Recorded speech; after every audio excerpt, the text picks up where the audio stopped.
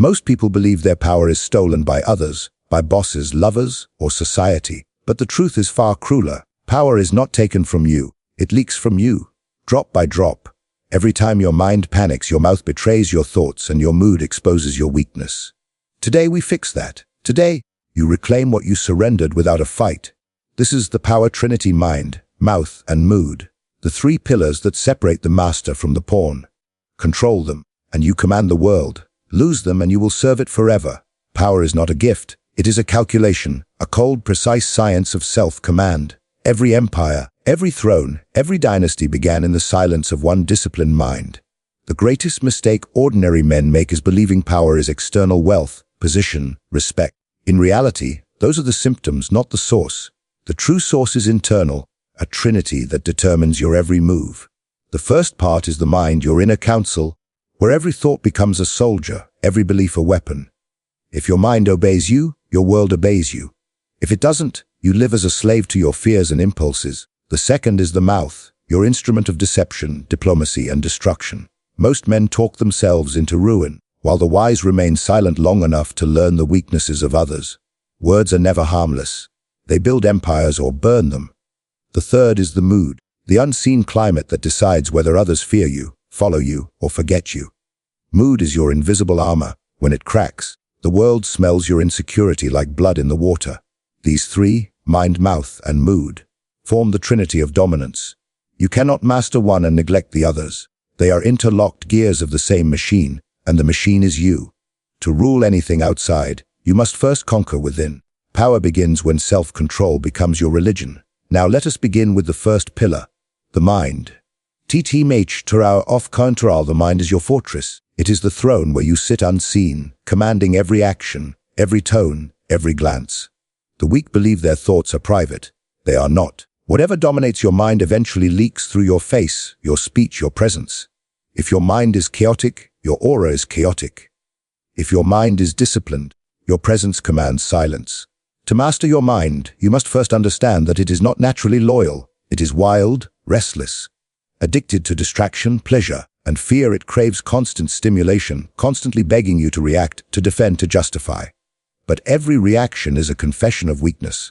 The more you react, true control begins when you no longer answer every impulse the mind sends you. Imagine your thoughts as servants, some wise, most foolish. The foolish ones knock the loudest. They bring you worries, regrets, and insults. They remind you of what others said, how others wronged you. The untrained man opens the door to them, lets them dine at his table, and wonders why his peace is gone. The master locks the door. He entertains only the thoughts that serve his strategy. A powerful mind is not necessarily intelligent. It is obedient. Intelligence without discipline becomes arrogance. Discipline without intelligence becomes rigidity. But when both merge, the result is unshakable composure, the kind that makes others unsure of what you know, what you feel, or what you plan. To reach that state, you must train the mind as a ruler trains his soldiers. First, by silence. Do not speak immediately after a provocation. Let silence burn your anger down to embers before you act. Second, by observation. Notice what thoughts repeat themselves most often. They are your true masters. Third, by separation. Stop identifying with every emotion that arises. The thought, "I am angry," should become, "There is anger." The difference is small in words but immense in power. One binds you to emotion, the other places you above it. Powerful men and women appear calm, not because life spares them chaos, but because they refuse to let the chaos inside. They understand that emotional outbursts are like open doors. Through them, enemies enter and allies lose respect. The mind, when mastered, becomes a closed fortress. No fear leaks out, no insult gets in. But understand this, mental control is not repression. To suppress your feelings is to bury a fire under the floorboards. Sooner or later, it burns the whole house. Control is not denial, it is direction. You must learn to channel emotion like a craftsman directs molten metal, not to extinguish it, but to forge it into something useful. Anger becomes drive, fear becomes caution, doubt becomes strategy. The master of the mind does not avoid darkness, he studies it. He walks through his own fears until they bow. He questions every belief until only the strong ones survive. He learns that thoughts are tools, not truths. Most people live in cages built from unexamined ideas about who they are, what they deserve, and what others think. The master breaks those cages and builds his own architecture of thought. There is no power in memorizing positive affirmations or pretending to be confident. True control comes when your mind obeys you the way a hawk obeys its trainer, fierce but disciplined, wild but loyal. The world feels that energy even when you say nothing. People sense the hierarchy within you, that you are not ruled by chance or emotion. They will test you, provoke you, challenge you, and when they fail to shake your composure, they will begin to trust or fear you. Both are forms of submission. The battlefield of the modern world is no longer swords and shields. It is the mind, flooded by information, opinions, and distractions designed to fragment your focus. Every advertisement, every outrage, every news headline competes for your attention, because whoever controls your attention controls you. If you cannot hold your focus for 5 minutes, you cannot hold power for 5 seconds. Train your mind to be still amidst noise. When others panic, you will think. When others react, you will calculate. When others seek validation, you will seek position. The man who keeps his inner world silent while the outer world screams is untouchable. The mouth is both the blade and the banner of your power. It can cut or command, destroy or direct. Through it, empires rise and friendships rot. Words are the only weapons that cost no blood yet win kingdoms. The tragedy is that most people wield this weapon like children with daggers, swinging it wildly, wounding themselves in the process. A single foolish sentence can undo years of silent strength. Power is lost not through defeat but through disclosure. The tongue, when ungoverned, becomes the traitor within your castle walls. To master your mouth is to master perception. Understand that power depends not on truth, but on what others believe to be true. The words you speak shape that belief. Speak too much, and you expose your weaknesses. Speak too little, and you appear empty. The art lies in measured speech, enough to direct, never enough to be deciphered. The powerful learn to speak as if every word were a coin spent from a limited treasury. Every sentence must purchase influence, not waste it. Most men speak to be heard. The wise speak to be obeyed. The difference lies in purpose. When you open your mouth, ask not, "Do they understand me?" but, "Will this move them where I want them to go?" Your words must be arrows aimed at outcomes, not noise meant for applause. Every conversation is a battlefield of intentions, and silence is the shield that lets you survive the opening volleys. The untrained tongue betrays its master in moments of emotion. Anger makes it reckless, fear makes it apologetic, pride makes it loud. But a disciplined tongue is like a blade kept in its sheath, always ready, rarely drawn. It waits for the precise moment when speech becomes strategy. Silence builds tension, and tension builds influence. People respect what they cannot read, and they obey what they do not fully understand. In every circle of power, courts, boardrooms, families, there is a hierarchy of voices. The loudest are rarely the strongest. The quietest often control the tempo of the room. When you speak less, your words weigh more. Each phrase becomes deliberate. Each pause becomes pressure. The less you reveal, the more they project. They fill the silence with their own assumptions, and in that fog of uncertainty, your influence multiplies. A master of speech understands rhythm. Power is not only in what you say, but in how you say it. Tone is your unspoken command. A calm voice in chaos is authority. A steady pace in panic is leadership. Your tone must carry confidence, even when your mind calculates risk. Never raise your voice to match others. Make them lower theirs to match yours. Control of tone is control of atmosphere.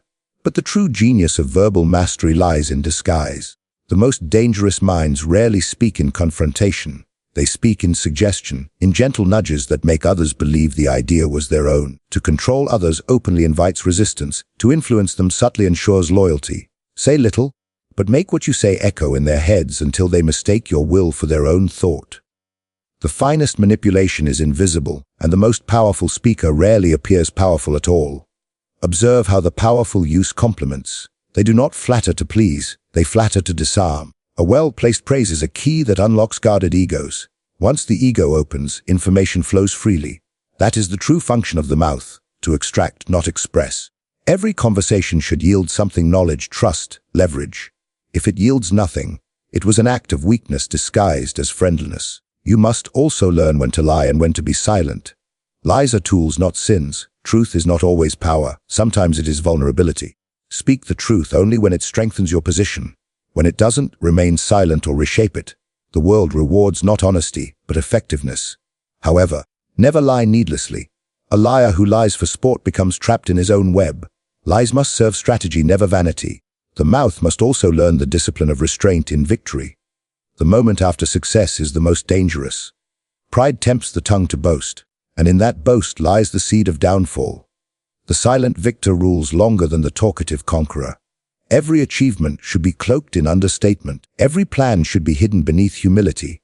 Let others announce your power while you quietly expand it. Control of speech begins with control of emotion. Before speaking, examine the motive beneath your words.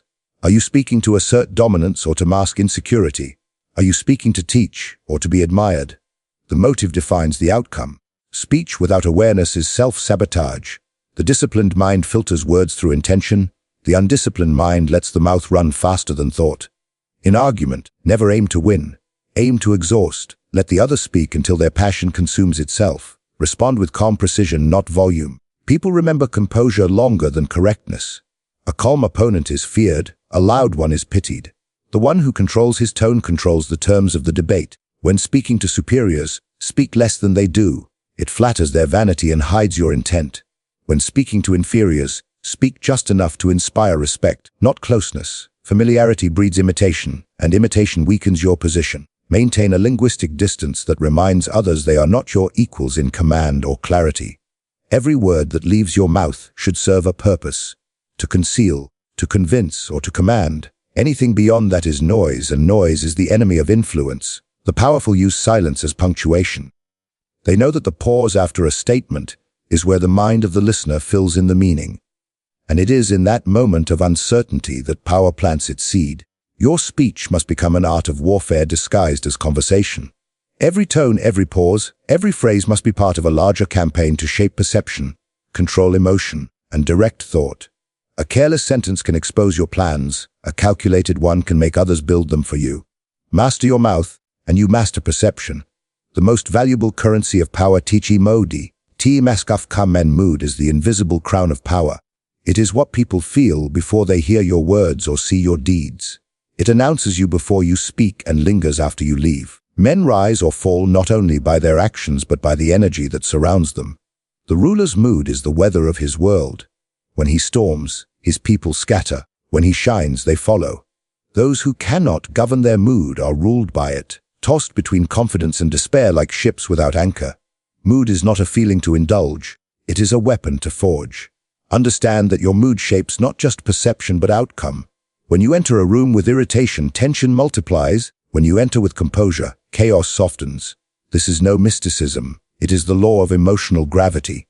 The strongest emotion in the room pulls the weaker ones toward it. Therefore, your mood must always be the heaviest. It must set the tone, not react to it. Whoever dictates the emotional climate dictates the balance of power. The weak allow their mood to depend on circumstances. They feel good when fortune smiles, broken when it turns away. But the master understands that mood is not a mirror, it is a mask. It must not reflect reality but reshape it. Even in defeat, your mood must suggest control, especially in defeat. The world studies your reactions for signs of vulnerability, for moments when your mask slips. If they see fear, they will press harder.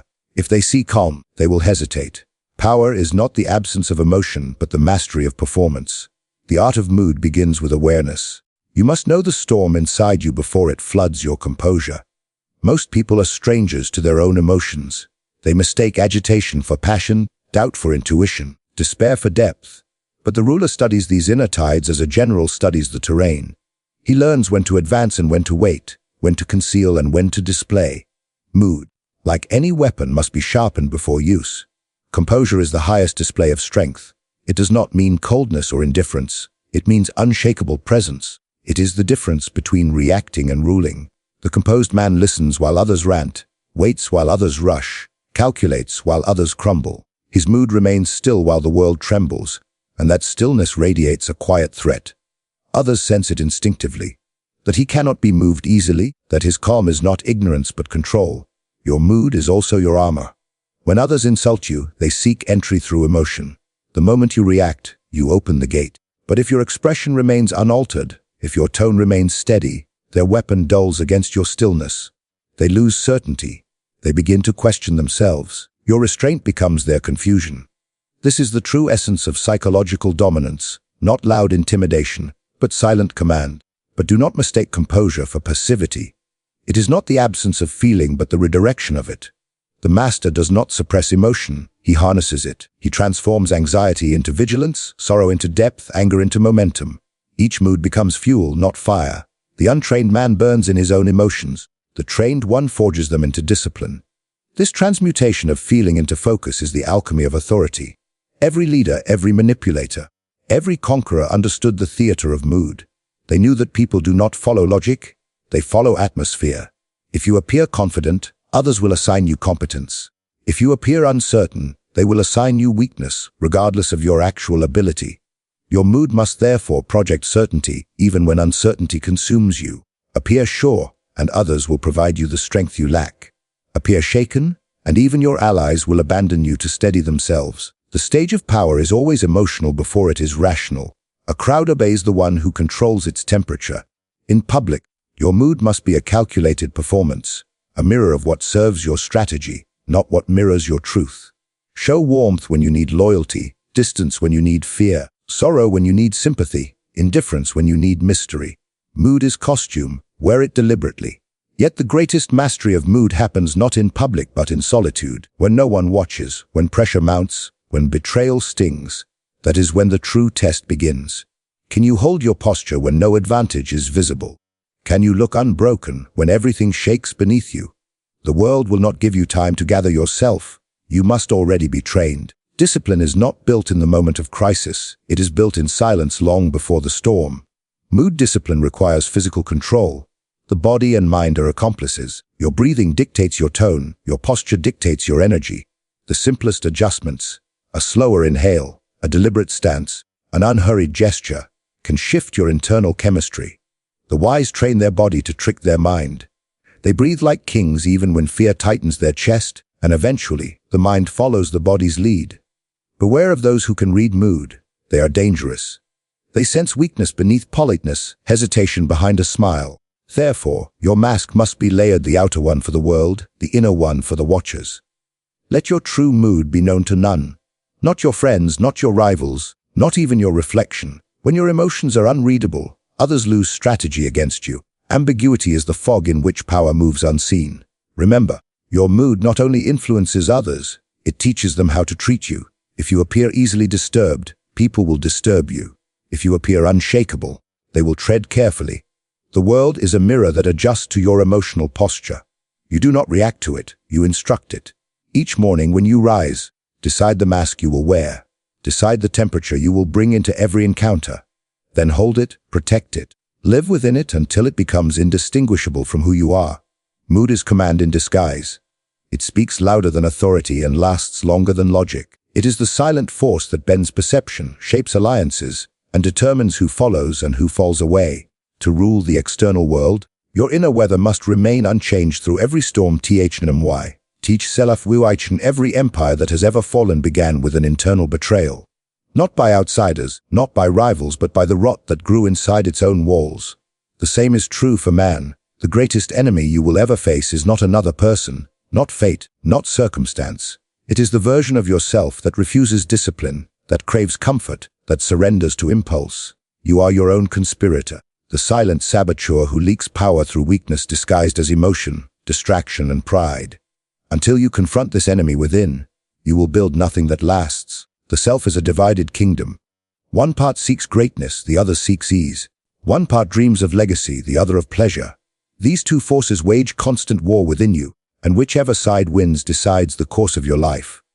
Most men lose not because they are defeated by others, but because they secretly side with their lesser selves. They negotiate with weakness, justify laziness, excuse hesitation. They tell themselves stories of limitation and call it self-acceptance. Power is lost not in battle, but in comfort. To master yourself, you must first declare war on that comfort. The enemy within speaks softly. It tells you that you have time, that effort can wait, that indulgence is harmless. It speaks the language of kindness, but carries the intent of sabotage. It seduces you with distraction, feeds you excuses, blinds you with emotion. It hides behind your own voice. Every time you obey it, you surrender a piece of your throne. The mind will trick you into thinking that surrender is peace, that avoidance is balance. But peace without conquest is only stagnation. Balance without direction is drift. The master understands that control requires conflict. To conquer yourself, you must challenge your own instincts daily. Discipline is not a virtue, it is warfare. You fight against the part of you that prefers ease over excellence, validation over vision, indulgence over focus. The battlefield is your routine, your reactions, your restraint. Most people spend their lives studying how to influence others, never realizing that the true art of control begins with resisting themselves. What good is commanding a room if you cannot command your own impulses? What power is there in convincing others if you cannot convince your weaker self to stay silent when it screams for attention? Self-mastery is not glamorous. It is brutal repetition, quiet endurance, deliberate discomfort. It is saying no when no one would punish you for saying yes. The enemy within thrives on your ignorance. It lives in unexamined habits, in how you respond to boredom, how you react to failure, how you chase pleasure after pain. The more automatic your behavior, the stronger the enemy grows. The moment you pause to observe, it weakens. Awareness is the sword that pierces its illusions. You must learn to watch yourself as though you were both ruler and subject. Observe the rise of irritation, the tremor of envy, the pull of temptation. The self that observes gains power over the self that obeys. Pride is the favorite disguise of the internal enemy. It whispers that you already know enough. That correction is an insult, that humility is submission. It blinds you to growth by flattering your ego. Beware of pride in its quietest form, the kind that hides behind the thought, "I've improved enough." Improvement is a lifelong campaign. The moment you stop marching, you begin to decay. Every day, a part of you either strengthens or softens. The ruler must remain in constant vigilance, or his inner court will conspire against him. Fear, too, is an ally of the inner enemy. It masquerades as caution, as reason. It whispers that now is not the right time, that you are not ready. Fear prefers the safety of planning over the risk of action. It convinces you that hesitation is wisdom. The master knows otherwise. He acts even while afraid, for he understands that courage is not the absence of fear, but the refusal to let fear decide. The longer you obey fear, the more it governs your destiny. Eventually, you will live inside its walls, calling them security. The internal enemy is also a collector of emotions. It hoards resentment, envy, regret, each one a chain that binds you to the past. You cannot rise while dragging ghosts behind you. The powerful cut those chains without ceremony. They forgive not because others deserve peace, but because they themselves deserve freedom. Resentment poisons strategy. It clouds the mind with bitterness and distraction. The man at war with his past has no energy left for conquest. To weaken the inner enemy, impose structure. Rituals, routines, systems, they are not constraints but defenses. Chaos breeds temptation. When your days lack order, your impulses will rule by default. Build habits as walls around your discipline. Wake with purpose, speak with intention, move with awareness. When the self within whispers, let your habits answer for you. The more consistent your structure, the quieter that voice becomes. But remember, defeating the inner enemy is not about perfection. It is about dominance. You will never silence it completely. You can only keep it beneath your command. The goal is not to destroy weakness, but to enslave it, to make it serve your will instead of subverting it. Anger, fear, desire, all are dangerous in the hands of the undisciplined, but powerful in the hands of the master. He channels them like controlled fire, burning away the unnecessary, forging strength from what once consumed him. In moments of solitude, when there is no audience, when applause fades and masks fall, you will meet the true adversary. He will wear your face, speak with your voice, and tempt you with the promise of ease. He will remind you of failures, magnify your insecurities, and ask you to surrender just this once. Most do, but the few who look him in the eye and say, "Not today," become untouchable. They are the ones who build thrones not from luck, but from relentless self-command. The external world bends to those who have already conquered the internal one. The true victory is invisible, a quiet rebellion against the self that once ruled you. The world calls such men unshakable, fearless, disciplined. In truth, they are simply undefeated in the war within strategy. A PPR, though declared power is not proven by announcement, it is revealed through effect. The strongest do not proclaim their strength. They move with the quiet assurance of inevitability, letting the world realize their dominance too late to resist it. In a world obsessed with visibility, the master understands the opposite truth: what is seen can be studied, and what is studied can be countered. Secrecy, therefore, is not shyness, it is survival. Appear strong but never show where the strength comes from. Appear calm but never reveal the cost of composure. Appear generous but never expose the motive behind the gift. Every appearance is a shield, every declaration a surrender of mystery. The world reacts not to truth, but to perception. Control perception and you control behavior. To do so, you must cultivate the art of selective revelation, show what strengthens your myth and conceal what sustains your strategy. The wise appear transparent while hiding their depths. They let people see movement, never intention. Even honesty becomes a tool. A carefully placed truth can disguise the larger lie beneath it. To appear without declaring is to manipulate the stage of life with invisible strings. The weak seek validation. They rush to announce plans, defend beliefs, display emotions, and prove worth. Their hunger for acknowledgement betrays them. Each declaration gives others a map of their inner world.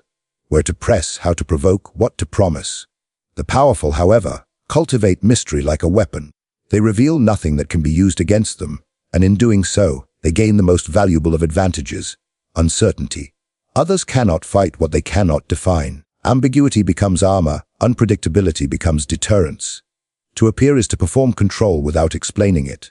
When you speak, do so as if your words are decisions, not opinions. When you act, do so as if hesitation never existed. People follow certainty, not truth. Your demeanor must suggest that every move you make is part of a plan too complex to question. Whether it truly is or not is irrelevant. Perception creates its own reality. The illusion of control is often indistinguishable from control itself. The strategy of appearance also applies to humility. True humility is silent calculation. It is the mask of smallness worn by those who wish to grow without notice. The cunning man bends before power not to submit, but to measure. He agrees to the terms of others while secretly writing his own. To appear harmless is to move freely. Those who underestimate you reveal their intentions openly. The invisible man walks through guarded doors because no one sees him coming. Power is best exercised through presence, not proclamation. When you walk into a room, let your silence carry weight. The truly powerful rarely introduce themselves. They are introduced by the reaction they create. The less you explain who you are, the more others invent theories about you, and the more those theories serve your legend. Mystery compels attention. Predictability breeds dismissal. Every great figure throughout history understood this principle. What is undefined cannot be defeated. To appear without declaring requires control of expression. Your face must reveal nothing. Your tone must betray nothing.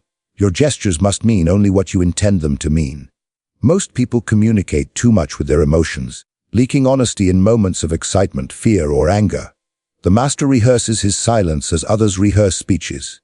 He speaks when words are necessary, but even then, he speaks as though withholding more than he gives. That imbalance keeps others curious, cautious, and dependent on your approval. Learn to turn observation into your primary language. When you speak less, you hear more. The world is eager to expose itself to those who appear uninterested. Let others declare, confess, and reveal. Each word they spill builds your advantage. To the observant, knowledge flows like tribute. The silent man becomes the confessor of the talkative. The quiet ruler learns the weaknesses of every loud subject. Appear attentive, not interrogative, and people will supply the very information they would die to protect. Another form of appearance is adaptability. The powerful shift their mask according to environment. Among warriors, they appear brave. Among scholars, they appear wise. Among the broken, they appear compassionate. But these are performances, not transformations. The actor remains constant beneath the costume. The trick is not to become what others expect, but to appear to. This creates the illusion of connection without the vulnerability of exposure. Adaptability allows the strategist to move through worlds where rigidity would mean exile. Secrecy should never feel like paranoia. It must feel like design. The secretive man who hides everything breeds suspicion. The true strategist conceals the important beneath a surface of openness. He offers small truths, harmless opinions, trivial details, bait for the curious. Let them think they know you. Their certainty will blind them to what truly matters. The art is not in hiding, but in distraction. When their attention is fixed on one hand, the other moves unseen. Never declare your ambitions. The moment you name your goal, you invite resistance. People will either compete with you, doubt you, or sabotage you. But when you simply move, when your progress appears effortless and your intentions invisible, opposition collapses under confusion. Declare nothing, achieve everything. Appear lucky, appear destined, appear effortless.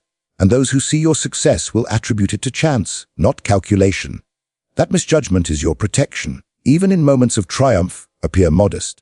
The louder you celebrate, the more attention you draw to your methods. Victory should look natural, as though it could not have happened otherwise. Let others announce your success. Their voices will amplify your legend while you remain untouchable. The man who boasts creates envy. The one who appears detached creates reverence. The silent victor is feared, because no one knows when he will strike again. Appearances also dictate influence. People are drawn to composure because it suggests control. They gravitate toward confidence because it feels safe. Your demeanor must therefore remain consistent regardless of circumstance. Whether in victory or loss, your face should remain unreadable, your energy unwavering. This stability makes others trust your power even when they cannot define it. You do not have to convince them. You only have to let them feel it. The art of appearing rather than declaring is the essence of lasting power. Those who declare too soon exhaust their mystery and invite scrutiny. Those who appear without explanation linger in memory, shaping perception long after they depart. You must become a paradox, visible yet unknowable, approachable yet unreachable, present yet untouchable. When others try to understand you, they will find reflections of their own desires and fears. That confusion is not a flaw, it is your protection. To master appearance is to understand that visibility is not the same as exposure. You can be everywhere and reveal nothing. You can be admired and remain mysterious.